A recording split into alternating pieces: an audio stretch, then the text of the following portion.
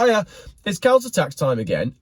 Can you just give me a breakdown of what I'm actually getting and the things that you've done? And also, could I have a list of the things that have got better in the last few years since we've been paying this? Because I know the rates keep going up, but I'm just conscious that the services aren't going up. Most of them seem to be going down. Could you clarify that for me? Good afternoon. We are once again back in Birmingham with another article from The Express, written by my man, Luke Chillingsworth, Cars reporter.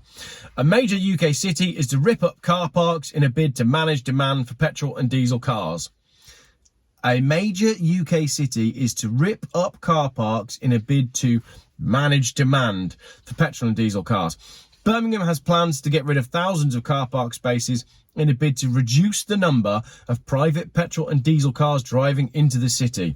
The move is part of Birmingham City Council's new transport plan, which details widespread parking changes set to affect residents and tourists. Tourists going to Birmingham, really? For what? A free stabbing? According to the document, parking updates will be used to manage demand for car travel across the city. Manage demand. That's another one of these nefarious terms that we're seeing in these consultations and these plans. And this transport plan that has been put together by Broke, Birmingham City Council. I will be doing an independent video on the transport plan. I've downloaded it. It's 50 pages. I'm going to print it out. I'm going to get my highlighter out and I'm going to tear it to shreds, because you can guarantee we're going to find some good stuff in that. Existing car park space is set to be put to more productive use, with the council evaluating sites across the city. The transport plan reads, parking will be used as a means to manage demand for travel by car through availability, pricing and restrictions. That means they're going to manage parking in such a way that you're not going to want to use your car, i.e. there's not going to be any parking. The parking that will be there will be restricted to only certain types of cars, or it will be prohibitively expensive. So the place that you wanted to go to pick up that thing that you needed, you'll go somewhere else for, which then impacts the economy of the place that they're managing the parking for. In this case, we're talking about Birmingham. This is the death of the centre of Birmingham. But not just the centre, because this goes further out as well. Where development potential exists, land currently occupied by car parking will be put to more productive use. All car journeys begin and end with parking. Therefore, managing demand for parking is a central means of managing demand for travel by car. Granted, but if you can't park your car anywhere near the place that you want to go, you're going to change the place that you're going so that you can park your car. I had a conversation with my brother this morning, who said at Christmas time he wanted to get from West Bromwich into the centre of Birmingham to go and watch some cricket or something. And they looked at the trains, went to the train station, bought a train ticket for a train that was due to arrive at a certain time, and after they'd paid, the man who sold them the ticket said that that train had been cancelled. They ended up driving. It's a 20-minute drive. The train would have been an hour and 20 minutes, and they were all cancelled anyway.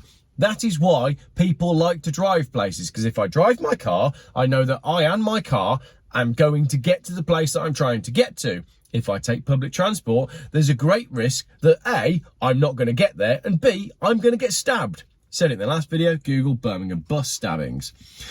The rule is set to affect the 94% of UK motorists who have the keys to a petrol or diesel vehicle. Hang on a minute. 94% of people drive petrol or diesel cars. Well, what about all these articles that have been telling us that the electric cars have been so successful that loads of us have adopted them? 94% of motorists have a petrol or diesel vehicle. Imagine if we could get all of those motorists together to form like some sort of lobby group and actually get some real power behind all of these journalists and stop all this crap from happening. I mean, I don't want to go into Birmingham anyway. It doesn't bother me, but I know there's a lot of people that live there that would like to not see this happen. According to the transport plan, in capital letters, there's already been a staggering reduction in council-owned car park spaces, with around 2,500 lost each year since 2012. However, future delivery components will include a major review of all parking provisions across the city centre.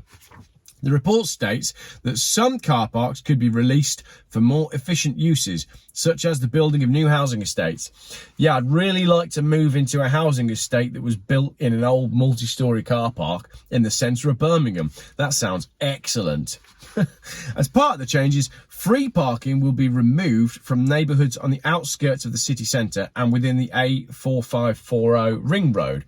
The council feels that managing the demand for parking rests on 4 simple tests. This ranges from how many spaces are available and for how long, who is parking available to, and how much will a ticket cost. The report added, getting the balance right between the 4 parameters will help to manage demand for parking and ultimately management of the demand for travel by car. There you go, it's right there. It's not even between the lines, it's there in black and white. Management of the demand for travel by car. They don't want you to travel by car. It's that simple. Birmingham City Council, who are flat broke, are working very hard to make sure that you don't drive your car to go into the city. What they should be doing is making the city better.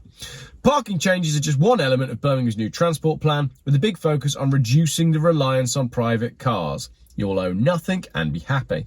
The new proposals are designed to reduce deaths and injuries on the road and make the city more hospitable to people. Notwithstanding the fact that I've already proven in a previous video that the deaths and injuries on the road pale in insignificance when you compare to the number of people who are getting murdered in the city. So, how about we make the city more hospitable to cars? Because cars kill less people than the people in Birmingham do. Councillor and Transport boss Liz Clements added, we need to reclaim Birmingham streets and public spaces for people, not cars. I disagree. I think if all the people are killing each other, we should give the streets back to the cars because it's much safer. The majority of travel time in the city is spent in these spaces, yet many of our local streets are congested, unhealthy and uninvited environments. The fact that your streets in Birmingham are unhealthy and uninviting environments has got nothing to do with the cars that are there. There's lots of other factors that I'm not going to go into, but they're really stinking obvious if you drive through Birmingham. For too long, the needs of motorised vehicles have been prioritised over the needs of people, and this must change. Our streets should be well designed, attractive and sustainable places to live. I don't disagree with that. Well designed, attractive and sustainable places to live. Totally agree. Let's design them better, let's make them attractive, and let's put some trees up. Let's not introduce a load of people who throw their rubbish all over the place and completely disrespect the place because they came here from a country. I can't go into that, can I? Delete that bit out. All right, delete that bit out. Do you remember that bit in the last video I did where I was talking about my messy friend?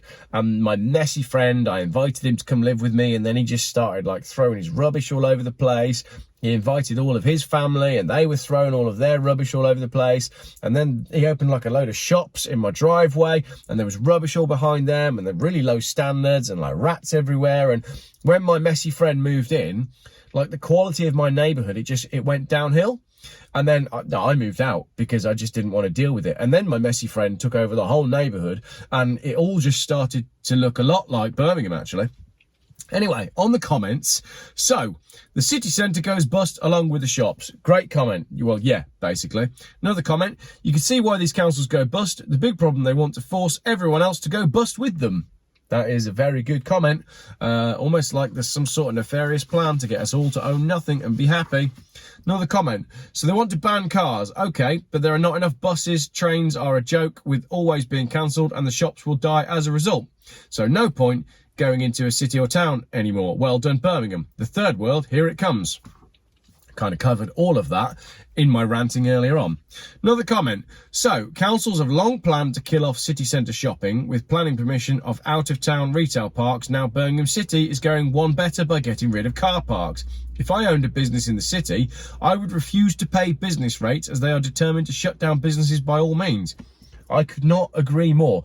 Where is the lobby of businesses in Birmingham? If you have a business in Birmingham, why are you not connecting with other business owners who are close by you to form a lobby to combat this stuff? Because where are your customers going to come from if they don't want to come in by car, the transport is rubbish and they're scared of getting stabbed on a bus?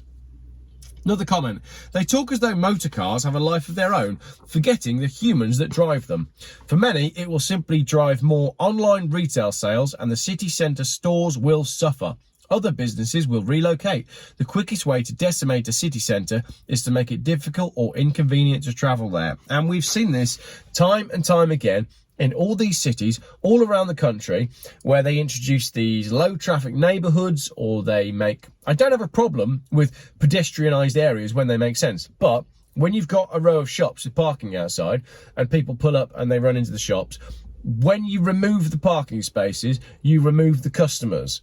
So this is a deliberate plan to destroy the city centre, which is already pretty destroyed, from a council who is bankrupt.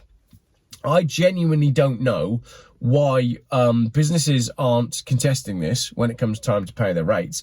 And council tax, like all the people who are paying council tax to Birmingham City Council, what are you getting for your money? Are you not questioning that? Because when your £6, £7, £8, £9.99 comes out of your bank, I don't know why I'm pointing at my screen. Oh, because it's a screen.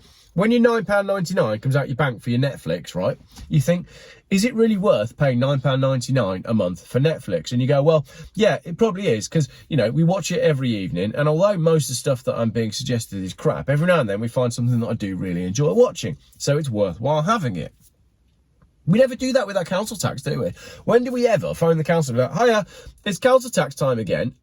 Can you just give me a breakdown of what I'm actually getting and the things that you've done? And also, could I have a list of the things that have got better in the last few years since we've been paying this? Because I know the rates keep going up, but I'm just conscious that the services aren't going up. Most of them seem to be going down. Could you clarify that for me?